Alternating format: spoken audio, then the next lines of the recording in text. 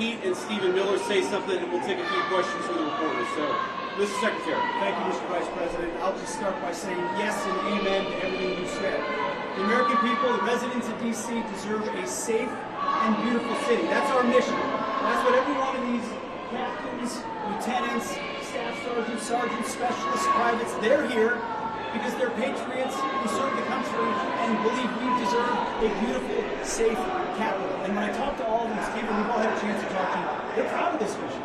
They're proud to be a part of making sure law and order is established here in the capital. We're resourcing with everything they need, working with our law enforcement partners. So the National Guard, the Defense Department, is proud to be standing with you and the President in ensuring we have a safe capital that is beautiful and the residents can come visit. And we're committed to this mission just like the one at the southern border and in Los Angeles.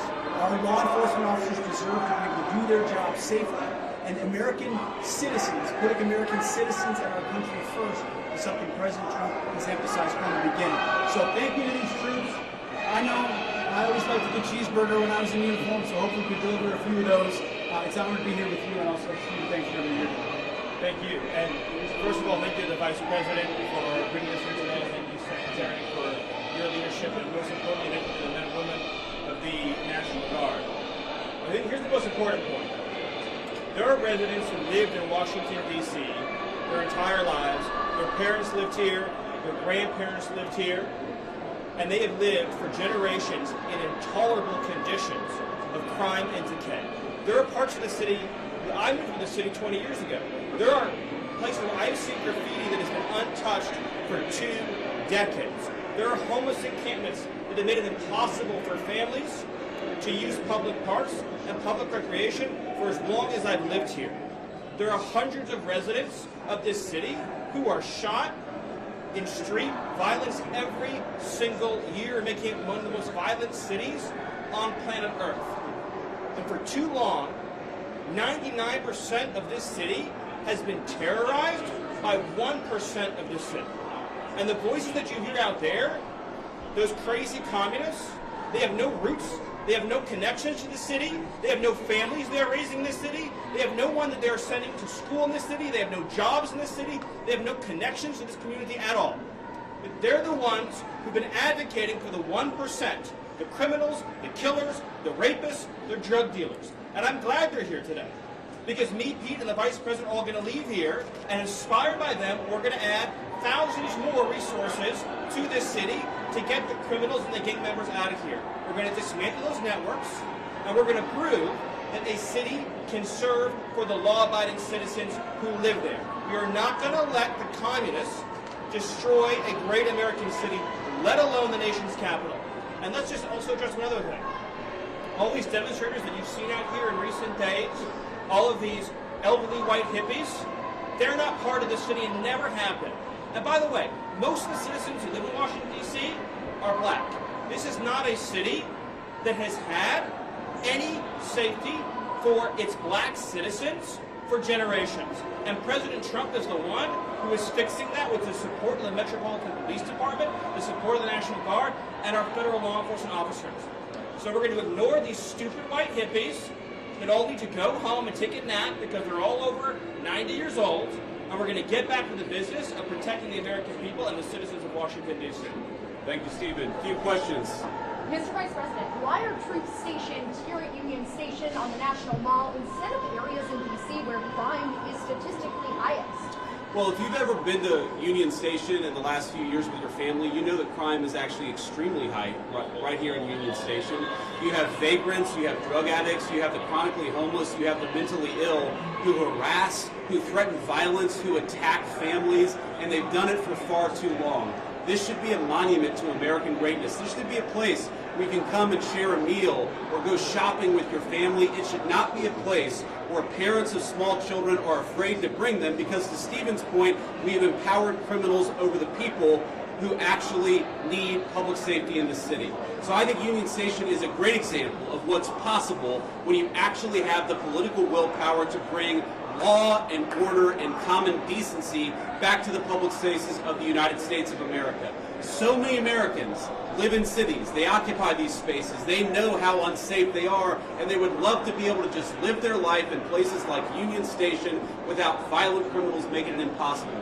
We have changed so much in 9 days, and I thought it important to highlight how great of a space this could be, how easy it could be to actually enjoy something like Union Station if you just had politicians who stopped prioritizing violent criminals over the public citizens who deserve public safety in their own communities. And to add to that real quick, we talked to a first responder before we came up here, said this is their #1 call location is Union Station for first responders. So it's not as if this is insignificant. In many ways, this is part of the epicenter. And we go to that and return it to the safe location that it should be. It also frees up resources around the city. And you've seen a majority of the arrests happening in a lot of those places that need help. That's right. For crime Will you extend past 30 days? For crime. Will you extend past 30 days, and do you think you have congressional, will Congress go along with it? Well, look, we'll ultimately let the President of the United States determine where we are after 30 days of this emergency order. I think that we're going to make a lot of progress over the next 20 days. I think that we're 9 days into this thing. But if the President of the United States thinks that he has to extend this order to ensure that people have access to public safety, then that's exactly what he'll do. If he thinks he doesn't have to do that, obviously he'll make that determination. But what we're going to do is try to empower these guys to do as good of a job as possible to bring public safety and order back to Washington, D.C. This is the national, cultural, and political capital of the world's greatest nation. And you talk to people, black, brown, white, so many of them are afraid to bring their kids into its public spaces. It's a shame. It's a blight. It actually should make every American ashamed that the world's leading superpower, our national capital, was unsafe for families to walk around at night. That is a disgrace. We don't think that it's acceptable, and thank God we have the presidential leadership to change it, and that's exactly what we're trying to do. Were crime statistics manipulated by the D.C. police? Well, I think that crime statistics all over our country were massively underreported because a lot of people would pick up the phone, they'd call somebody, they'd try to get help, and nobody would show up. If you look at wait times, at 911 response times all across our country, but certainly in Washington, D.C., they were way too long. And that wasn't because of the D.C. police, that was because there was too much crime and too few law enforcement agents on the street to bring order and decency to this city. You talk to these guys. I talked to 3 police officers earlier. I've talked to the National Guard. They are so happy that they've been empowered to do their job, which is to make American streets safe for American citizens. And I think that empowerment is going to keep on going until we make America, and D.C. in particular, a safe place again. What evidence do you have, or that the DOJ has? Are you going to be releasing it? I'm sorry? Are you going to be releasing evidence of this? Of what? That D.C. has a terrible crime problem? You just got to look around. Obviously, D.C. has a terrible crime problem. The Department of Justice statistics back it up. The FBI statistics back it up. Just talk to a resident of this city, this beautiful, great American city. Don't they deserve... we talk about human rights. We hear these people outside screaming, "Free D.C." Let's free D.C. from lawlessness. Let's free Washington, D.C. from one of the highest murder rates in the entire world. Let's free Washington, D.C. so that young families can walk around and feel safe and secure. That's what we're trying to free D.C. from. And as Stephen said, it's kind of bizarre that we have a bunch of old, primarily white people who are out there protesting the policies that keep people safe when they've never felt danger in their entire lives. Which cities are next? Are you going to target any other? Mr. Vice President, thank you, Mr. Vice President. What are your thoughts on the establishment media's criticisms of President Trump's push to end the Russia-Ukraine war? Well, I'll let these guys jump in. I mean, look, on the Russia-Ukraine war, we'll obviously have time to talk about that. I think the president campaigned on being a president of peace. He's already ended 6 wars. He's trying to end another. I think it's kind of disgraceful that the American media is attacking the president for trying to bring peace to the world. But most importantly, the president is trying to bring peace to the streets of our own cities. I really can't overemphasize this enough. It's the greatest country in the world. We've got moms and dads and young families Shouldn't they be able to enjoy public spaces without vagrants taking away basic public safety from the American citizenry? The fact that it's taken so long to bring common decency and law and order back to Washington, D.C. is an indictment of a generation of failed leadership, and I hope these guys know how grateful we are that they're doing the job that so many failed to do. They're actually keeping the city safe. We're proud of you, and we're grateful to you. Polls show that a majority of D.C. residents don't support the Guard. What's your message to that? I'm sorry? Polls show that a majority of D.C. residents don't support the Guard here. So what's your message to the majority of D.C. residents? I'm highly skeptical that a majority of D.C. residents don't want their city to have better public safety and more reasonable safety standards within Washington, D.C. I don't know what poll you're talking about. Maybe the same polls that said Kamala Harris would win the popular vote by 10 points. Okay, we're going to stop there. We're going to grab a quick bite with some of the soldiers here and the National Guardsmen who are keeping the city safe again. I just want to say we're grateful to these guys. You guys are making D.C. safe again. We're proud of you and we're grateful to you. Russia saying today needs to be involved in security guarantees. Thank you, press. Thank you, press.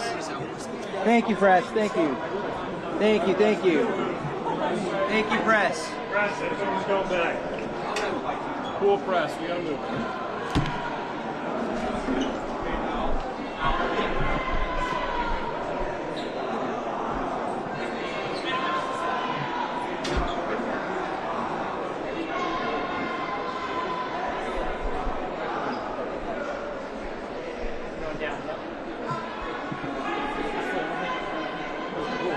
What's that?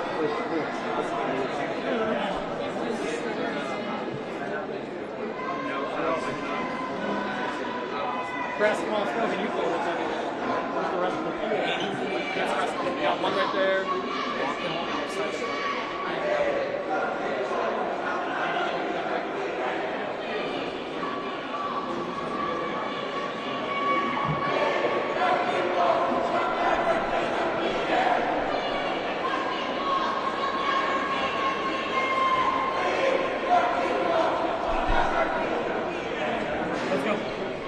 Go, y'all.